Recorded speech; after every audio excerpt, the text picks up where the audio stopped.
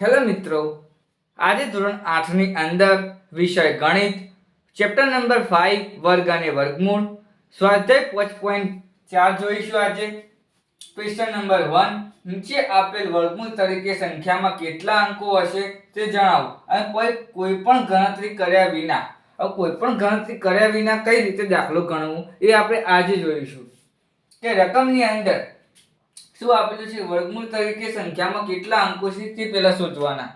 શોધીશું. પહેલા સૌપ્રથમ આ બુકનો ટોપિક છે કે મારા દ્વારા રચાયેલો ટોપિક નથી, તો શાંતિથી સાંભળજો.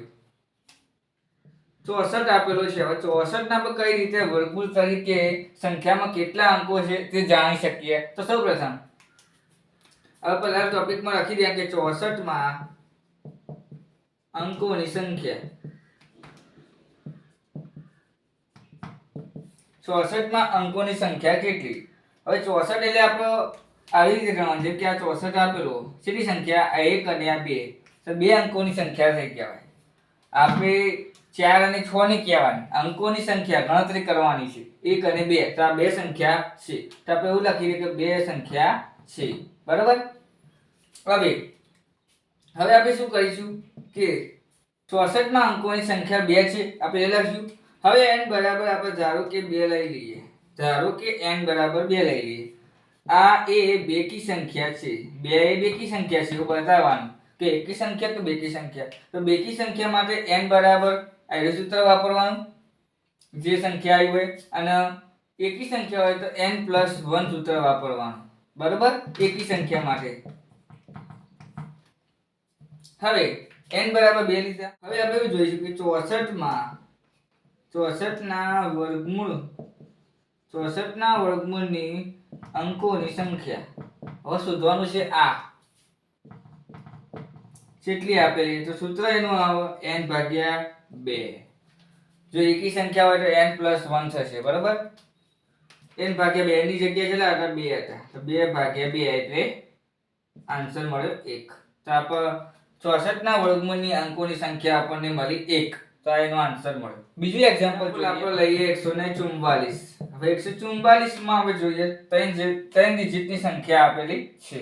સૌપ્રથમ આપણે લખીશું 144 માં અંકોની સંખ્યા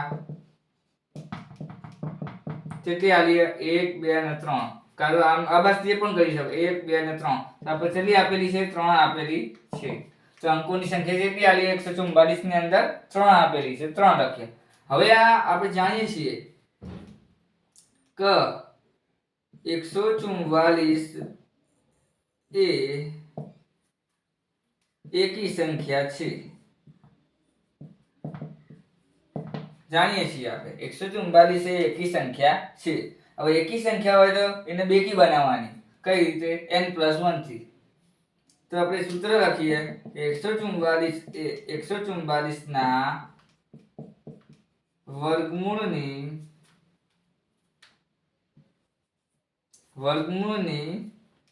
અંકોની સંખ્યા બરાબર n+1/2.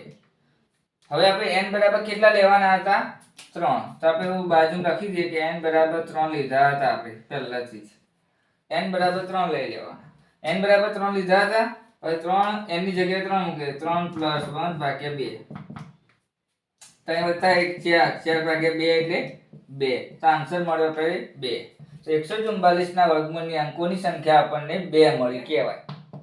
ત્રીજું એક્ઝામ્પલ 4489. હવે આવું એક્ઝામ્પલ આપ્યું તો શું કરીશું? તો સૌપ્રથમ કેટલી ડિજિટની સંખ્યા? તો 4489 એ અંકોની સંખ્યા કેટલી આપેલી છે? 4489 અંકોની સંખ્યા આપેલી છે 4. કઈ રીતે 4 આયા? 1, 2, 3 અને 4. 4 થઈ ગઈ ડિજિટની સંખ્યા, તો 4 અંકોની સંખ્યા કહેવાય.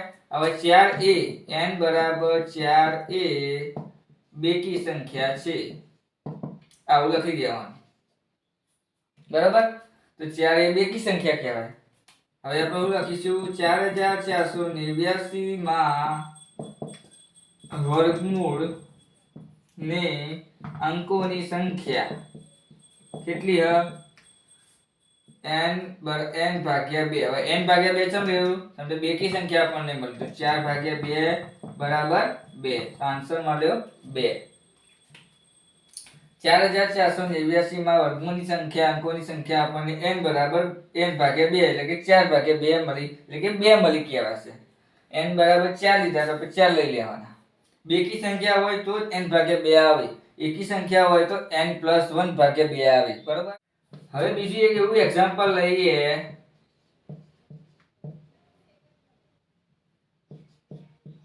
થોડું મોટું એક્ઝામ્પલ લઈએ. બરાબર. હવે 27225 આવું રકમ આપેલી છે. તો સૌપ્રથમ પહેલા 27225 પહેલા લખી દઈએ. માં અંકોની સંખ્યા કેટલી? તો અંકોની સંખ્યા આપણને આપેલી છે 5 છે. હવે આ કઈ સંખ્યા કહેવાય? એકી કે બેકી?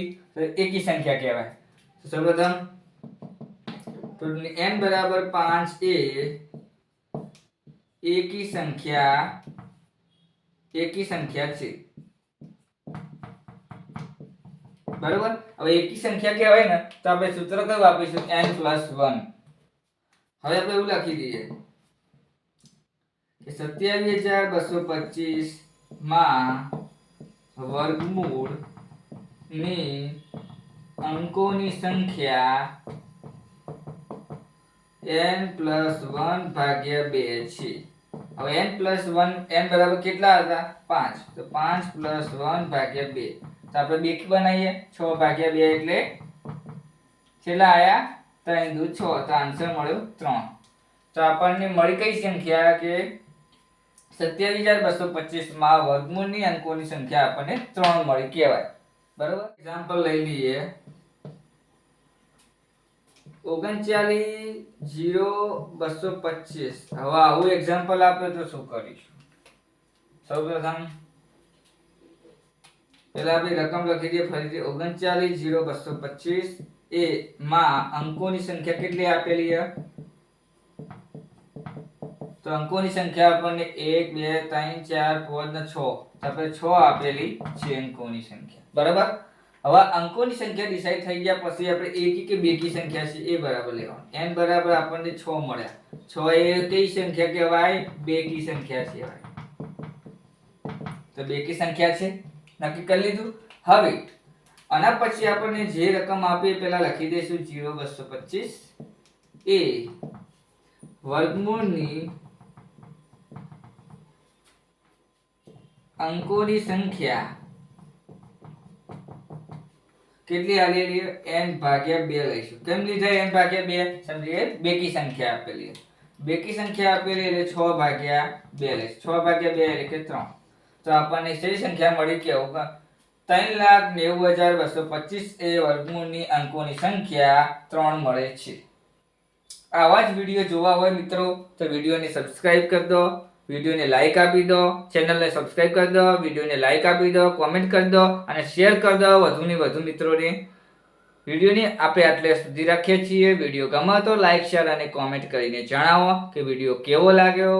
આવતા વિડીયોની અંદર નવી ટીપની સાથે નવા વર્ઝનની સાથે મળીશું. જય મા સતી.